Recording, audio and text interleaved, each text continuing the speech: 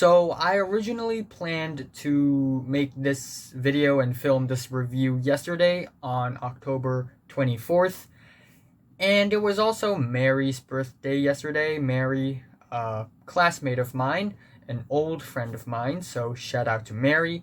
But I was too broken up and sad yesterday, so I couldn't make a video. So I have to postpone it to today, so here we are. Hey guys, what's up? It is the motherfucking detective here investigating your favorite albums. Damn, it feels good to call myself detective. Anyway, today I'm going to continue with my Swans double albums trilogy reviews because Leaving Meaning is coming out and I love Swans the band, and I'm going to talk about To Be Kind from the year 2014. Swans, a New York noise punk no wave experimental post-rock band. They have been making music for a very, very long time, ever since the early 80s when they dropped noisy, raw, experimental, weird rock music on albums such as Filth, Cop, Greed, Holy Money, the list goes on. Their music starts to get a little more melodic as they evolve with albums like White Light from the Mouth of Infinity. I don't know why they love rabbits and circles a lot in their album covers, but they look fantastic. And we also have The Great Annihilator and of course Soundtracks for the Blind, one of the best double albums of the 90s in my opinion. And then they had a 14-year hiatus. They came back in the year 2010 to drop My Father Will Guide Me Up a Rope to the Sky, which is kind of an underwhelming album, even though they are slowly evolving to a more melodic, to a more cinematic musical style. It wasn't a great album, to be honest. And then 2 years later, they dropped This Year, which is actually friggin' fantastic because it's just so nasty, so noisy, so ugly, so sinister and evil, and it's very filthy. It's very filthy. We also see the band Swans sort of incorporating more instrumentations, and they are more ambitious than ever. But they really top This Year with To Be Kind, released 2 years after This Year. And yes, there are moments on this album where it's sinister, it's evil, it's grotesque, it's ugly as fuck. But there are also moments here that's super meditative, cerebral, atmospheric to a point where it's kind of beautiful, but also mind-numbing. And there's just this perfect balance of it while being probably the most ambitious Swans album to date. This album is so great. It is one of my favorite albums of all time, period. This album is also, in my opinion, the most primal, visceral, and violent album that Swans had ever put out in terms of cinema. Yes, their early works are very violent, noisy, and abrasive as well, but this one, it's way more cinematic and violent in that it has a purpose. And I know it sounds weird, but with all of the repetitive grooves and the chords on the album, the chords of the guitars and the drums, the rhythms, the tones, they are all composed in a way. Most of the tracks on the album sound like religious songs, like ancient religious songs that are super epic and explosive and spiritual. And so going through this album is a spiritual experience as well. Again, this album builds tension in most of its tracks, and the building of tension is just so meticulous. It's very impressive, very cinematic, and the lyrics, they are incredibly primal. When you go into Swans, you're expecting skin, tongue, teeth, bone, eyes, fire, sun, blood, and things like that. So, without further ado, let's get into the album. There are 10 tracks here, 2 discs, each disc with 5 tracks, and I love all of the tracks. I love all of them. The album starts off with Screenshot, Michael Girard trying to, fit in the modern society. I get it, but man, this track doesn't sound modern at all.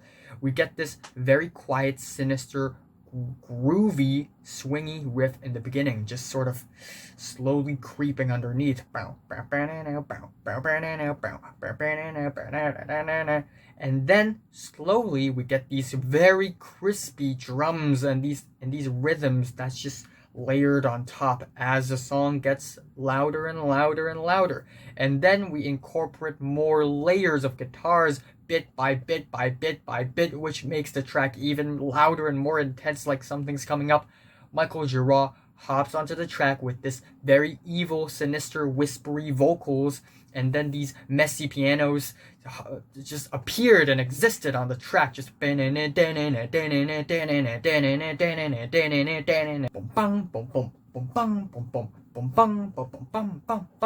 like every single instrument here, they're just so impressively played. They're just so amazingly crafted and put together. It's amazing. And then, of course, the track just explodes at the very end with this very noisy, abrasive, loud climax where you just plunge into a world of insanity. And it is such a cinematic opening to the album. I love it. I also love the lyrics as well. It has this pattern of know this, know that.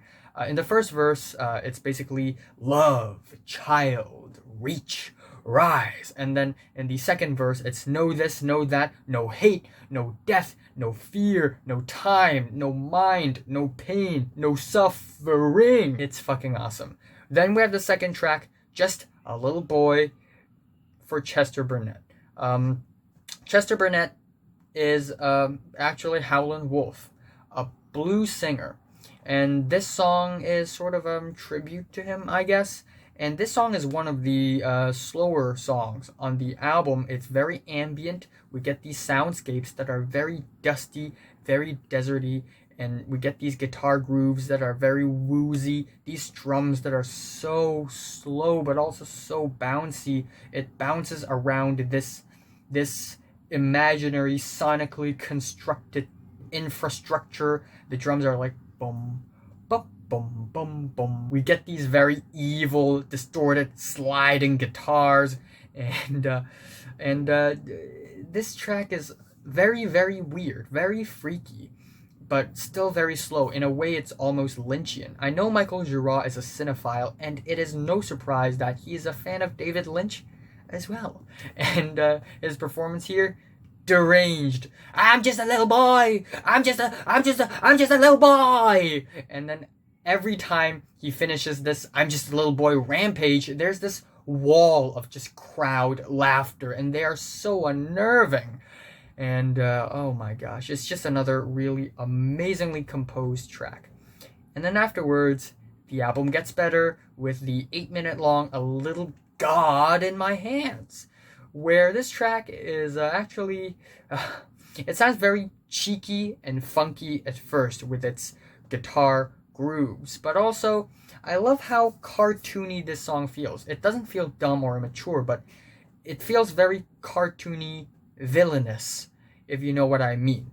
But even though at first this song feels stable, it slowly spirals down to pure insanity. We get these loud, bone-crushing walls of horns, like 100 horns just blasting and spiking and just blabberfrickajazzing at your face as it sort of dissolves into these very hustly, bustly guitars that's very prickly and fun, and oh my gosh, another amazing song. And the lyrics also have a pattern. Forever something, forever something, forever lazy, forever beautiful. We also get some background vocals towards the second half of the track, which is just so repetitive, just so sinister, it's just so alluring, and I just love it. Afterwards, we have Bring the Sun / Toussaint L'Ouverture, and it is a 34-minute epic. It is split into two halves. The first 18 minutes is Bring the Sun, and The first time I listened to this song, I was at one of the tropical islands in Philippines. It's called Boracay, and it's very wild and natural there. It's just weird to go somewhere where there are not that many buildings. There are 0 buildings on that island, and I listened to this song, and I was on this island. I swam around, played on the beaches, and there's just something so primal about this track, "Bring the Sun." It just leaves such a memorable mark in my mind. I don't know why. Just the power of the waves of the water, the grainy sand, the large lumbering beaches. Lumbering, I don't know if that's the right word, but this track and my experience on that island, it just goes together and gives me such an unforgettable feeling. Anyway, back to the track. The track "Bring the Sun" really tests any shallow listener's patience, because if you're an Easy Swans fan, you'll probably not be able to go through "Bring the Sun," because right off the start it blasts you with 2 minutes and 14 seconds of non-stop pummeling chords, just one single note being played over and over and over and over again, very loudly, very violently, just bam, bam, bam, bam, bam. And then afterwards, if you are a true Swans fan, you're still listening to the track. Congratulations. Now you actually enter the track, where we get these very, very just quiet guitars just building underneath. That's very bright, but also not very it's not necessarily blissful and happy or angry or sinister. It's just there. It's like a seed, and then it sort of grows and grows and grows. It gets faster, louder, faster, louder, more layers of guitars, more layers of drums, more layers of every single instruments ever. And the first time I listened to the track at around the 8-minute mark, I thought, oh my gosh, it's very loud, it's very noisy, I don't know if I can stand it anymore. And now it's been a few years since I first heard this track, in 8 minutes. At the 8-minute mark, it's not loud enough at all. It's until like the 13th, 14th minute mark when it truly gets noisy and abrasive for me. And every time I listen to the track, my tolerance point of the track, the tolerance of noisiness of the track, just moves from the 8-minute mark to 8:30 to 9-minute to 9:30, and it's magic. It's pure musical magic. And it just builds so much momentum. And these guitars, we get the surface layers of guitars, just ban dan dan ban dan dan ban dan dan, and the secondary guitars just ban dan dan dan dan dan dan dan dan dan dan dan, and we get the vocals, the choir just singing and praising the sun, the star that feeds us energy every day. Sun, bring the sun. It's so triumphant, so glorious, so empowering, so visceral. I can feel the power of the sun in my blood veins. And man, it just hits such a climactic, noisy 18-minute mark. And then afterwards it collapses, and then we get all sorts of noises and sound effects, these guillotine sound effects, and these noisy hammering guitar riffs. And it's very slow for the second half, cerebral, meditative, but it still builds up to a very chaotic ending. It's Michael Giraud's very raw performance that makes me love the track so much at the second half. It's Toussaint Louverture, a revolutionary in the Haitian Revolution against its French oppressors, and Michael Giraud goes, Toussaint Louverture, libertaire, it's so raw, it's so primal, it's so visceral and ugly. I just love it. Whew. Anyway, last track off of disc 1, Some Things We Do. And this is a very somber and dark ending to disc 1. It's more unnerving and disturbing than it is just dark and hollow and absolute. Wait until the ending of the album. But we just get these very just prickly, just bone-chilling strings and guitars and these very stone-cold vocals that are just so sinister. It's like a bunch of evil demons in hell waiting for you.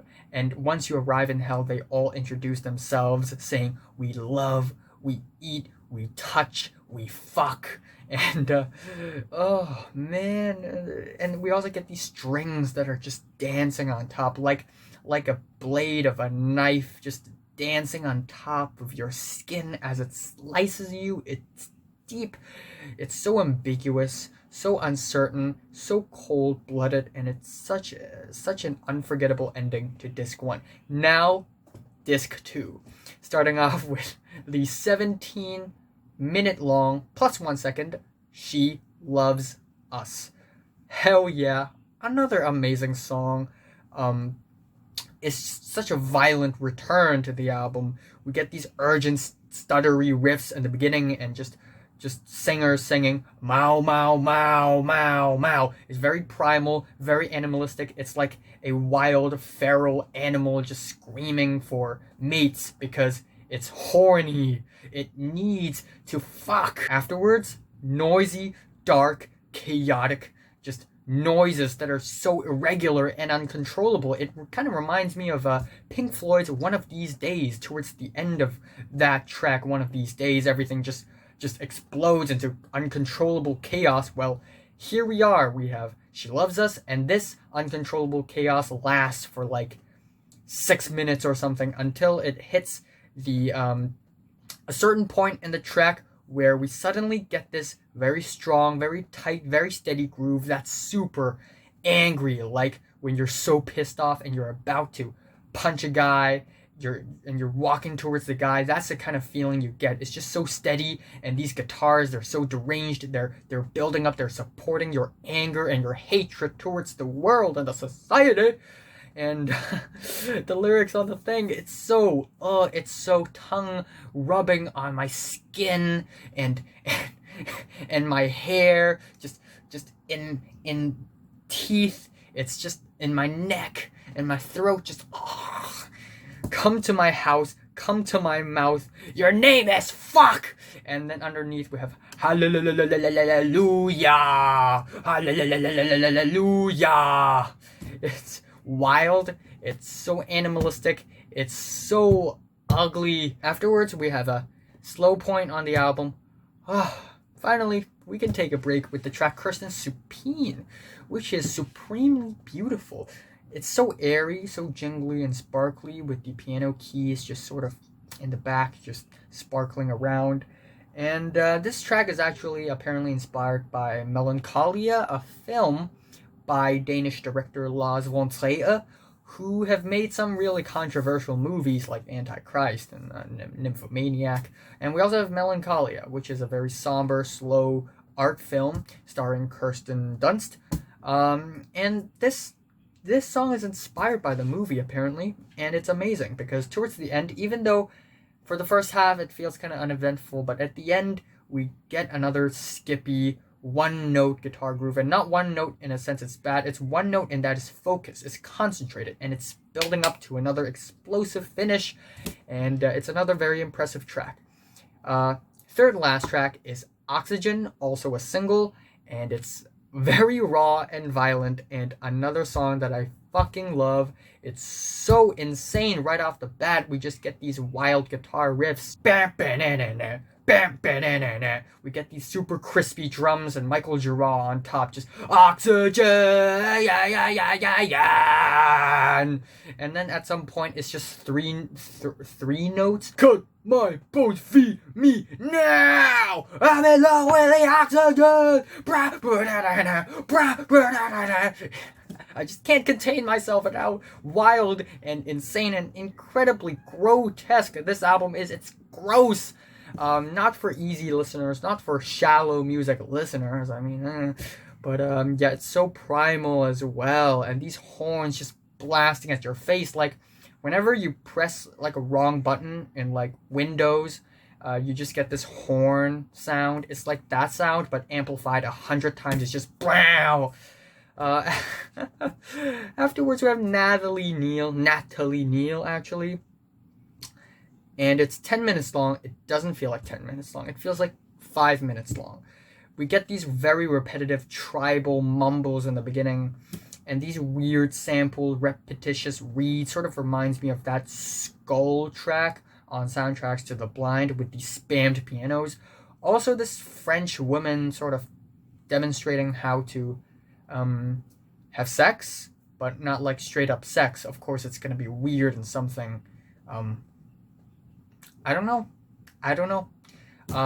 Of course, if you're into French cinema, you know how fucked up French movies can be. So, again, just another clue that tells you that Michael Girard's a cinephile. Anyway, it builds up very smoothly to this very empowering, visceral groove that feels like you're on a crusade, a mission for for religion, for your own religion. You're conquering the world so that the world can obey and worship whoever you worship, who in this case is Nathalie Neal, who kills the cruel, heals the blind, casts her name upon the sky. And we also get these scratchy guitars in the back. They're amazing. The horns are so gargantuan here. Then we have the last track on the album, the title track, To Be Kind. And boy, the first time I've listened to the track, I was in awe of how dark and bone-chilling and hollow this track is. Listening to this track, it sucks all the life force out of you, and then what it does to you is that when you are nothing but a bag of meat and bones, this song just crushes you and compresses you to a point of no return. It just leaves you so empty. It has this very cold, lifeless tone, which is so beautiful. It's so depressing. These guitars, it's like the sky is melting, just slowly melting down, just like and these whispered vocals, which are so somber and broken, and we get just Michael Girard just singing, "There are millions and millions of stars in your eyes," as we get these violently just spammed heavy drum hits every time he says the word stars, and it's like these drums are almost dying, but they're trying their best to just crawl back up to life. And again, lyrical pattern here, to be something, oh, to be real and to be near. It's just an amazing ending. And again, I can't stress this enough, but this is one of my favorite albums of all time.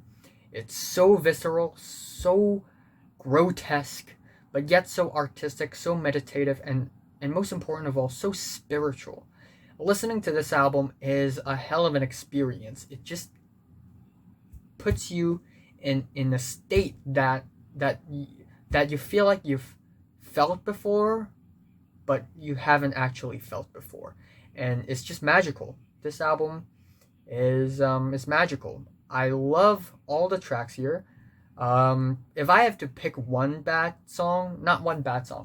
least favorite song, it's probably Kirsten Supine, because it's the most uneventful one, but still, great song still.